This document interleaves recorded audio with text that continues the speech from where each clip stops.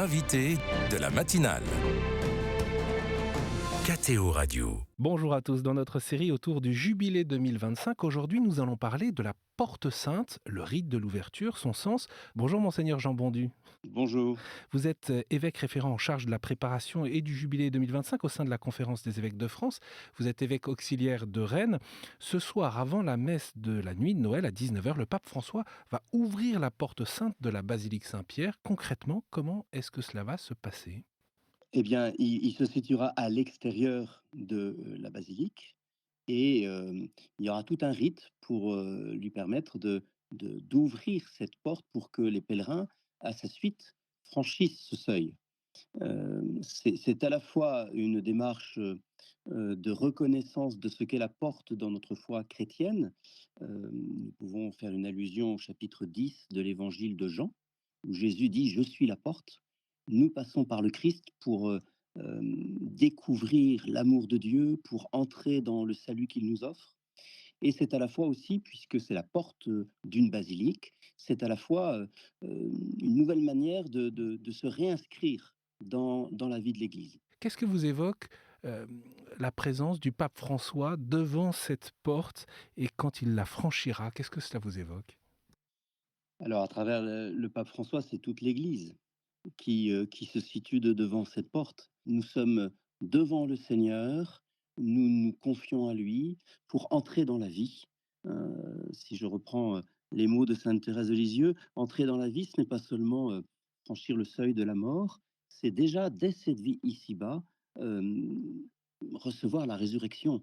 Au jour le jour, comment nous passons des ténèbres à la lumière, comment nous passons de l'échec à l'espérance.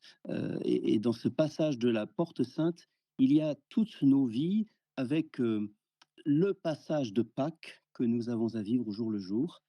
Passer la porte, c'est vraiment suivre le Saint-Père, mais c'est aussi suivre le Christ dans son passage. Et d'ailleurs, on peut regarder cette porte sainte de la basilique Saint-Pierre.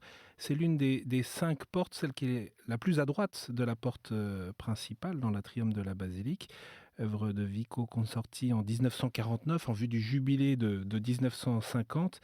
Ces sculptures en bronze représentent l'histoire de la rédemption de l'homme à travers 16 scènes bibliques, dont depuis le premier péché, l'expulsion de l'Éden, jusqu'à Jésus mort et ressuscité. Il se trouve que on s'apprête à vivre Noël.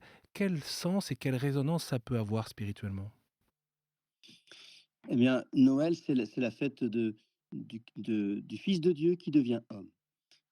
Finalement, il entre lui-même dans notre humanité pour que nous entrions dans la vie de Dieu.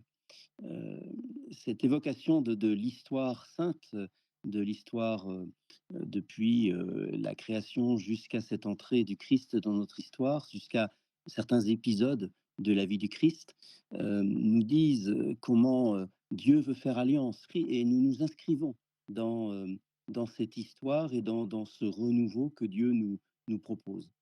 Et la frise se conclut par une image du Christ comme porte de salut, car symboliquement, la porte sainte, elle représente le Christ qui déclare dans l'Évangile « Je suis la porte, et si quelqu'un entre en passant par moi, il sera sauvé ». C'est ce qu'indique la présentation de cette porte sainte. Voilà, c'est Jean chapitre 10, verset 9. Cette porte sainte, Monseigneur, elle est d'ordinaire murée de l'intérieur entre 2 années jubilaires. Donc à la fin 2016, à la fin du jubilé de la Miséricorde, la porte a été à nouveau scellée par un mur de briques recouverte d'une simple croix dorée. Il se trouve qu'à Noël 1974, Paul VI, quand il a procédé à l'ouverture publique de la porte du Jubilé, le mur qui était démonté en même temps que l'ouverture de la porte, il y a des gravats qui ont chuté du haut du mur et qui ont manqué de peu de blesser le Saint-Père, qui pourtant lui est resté confiant et n'a pas bougé d'un poil. Depuis, le mur est démonté à l'avance avec un coffret placé dans le mur. Dans ce coffret, il y a les clés, les poignée de la porte. Pourquoi cette porte, elle est murée en dehors du temps jubilaire ? Bien, pour lui donner un caractère un peu solennel. Une porte fermée, c'est une porte qui nous est interdite. On ne passe pas habituellement par là, et ainsi, quand cette porte s'ouvre, cela devient solennel. Donc on réserve cette porte, on réserve cet espace dans la basilique pour une entrée particulière, pour une entrée singulière. Ce jubilé qui s'ouvre aujourd'hui, ce soir, c'est finalement un moment solennel de notre vie. L'année jubilaire vient nous réveiller, nous alerter sur ce moment particulier de l'anniversaire de la naissance du Christ, qui n'est pas seulement un jour, Noël, mais toute une année. Et nous avons le temps là pour retrouver Dieu, pour lui accorder la conversion que nous souhaitons et pour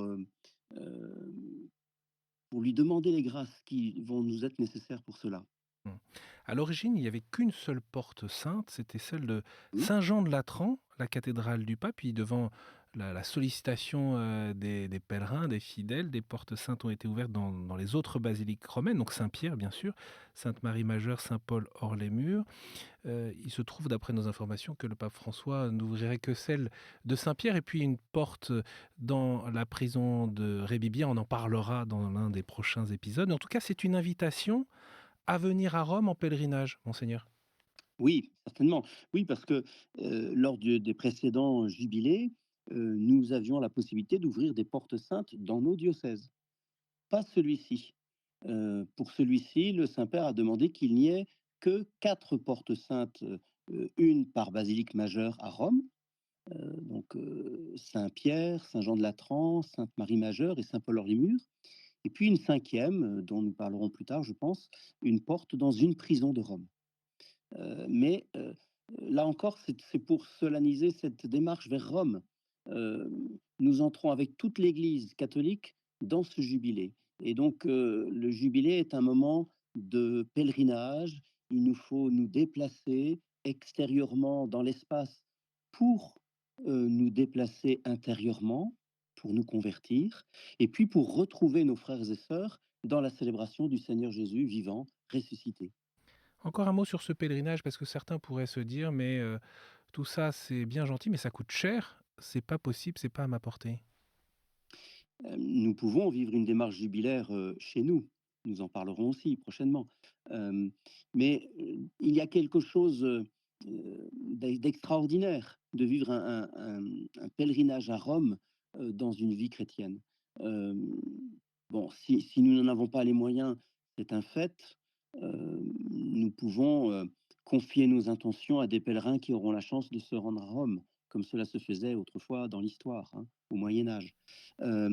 Mais nous pouvons aussi faire ce pèlerinage en nous associant aux célébrations qui seront retransmises par les radios, par les télévisions, par les réseaux sociaux. On en sait Il y a quelque mille chose sur manières, KTO, oui, de fait. exactement, il y a 1000 manières de s'associer à des pèlerins qui vont vers Rome.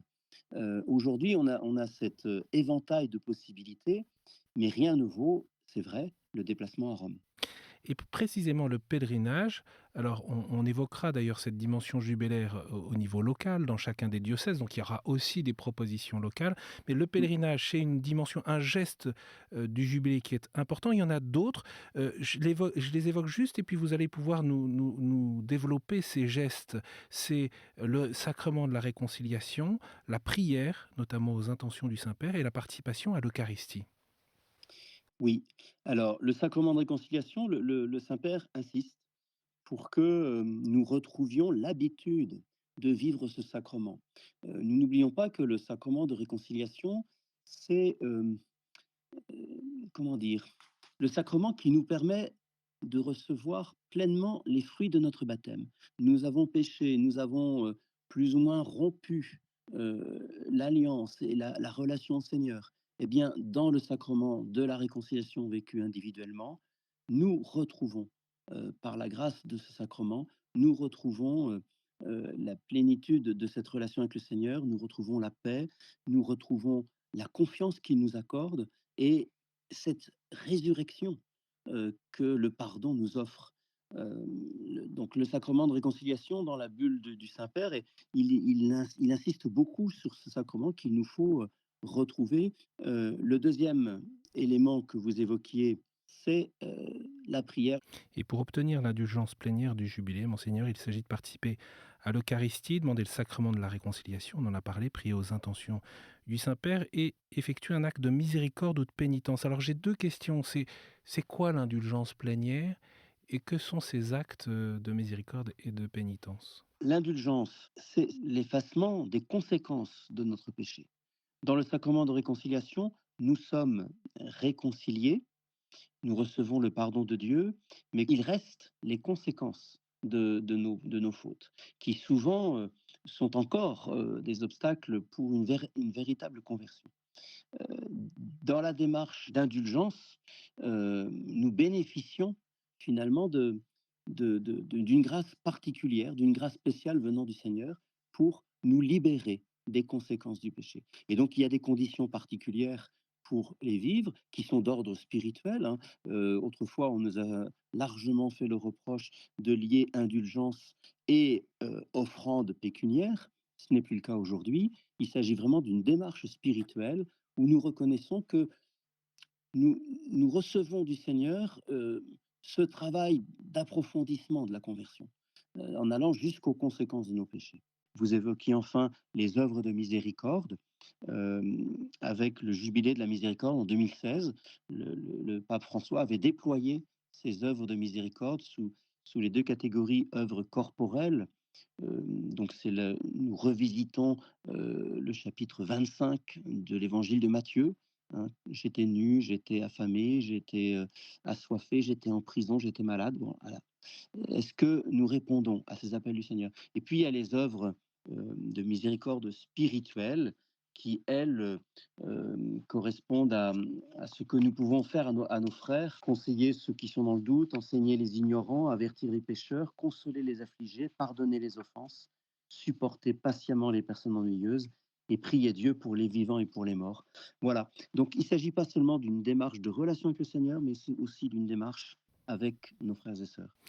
Justement, monseigneur Bondu, vous parliez à l'instant des détenus et des œuvres de miséricorde. Eh bien, on en parlera jeudi 26 décembre lorsque le pape ouvrira la porte sainte à la prison de Rebibbia. Mais je vous propose dans notre prochain épisode de revenir plus largement sur cette bulle d'indiction du jubilé. L'espérance ne déçoit pas qu'on a largement évoqué aujourd'hui. Merci beaucoup, monseigneur Bondu. Joyeux Noël à tous et joyeux Noël à vous.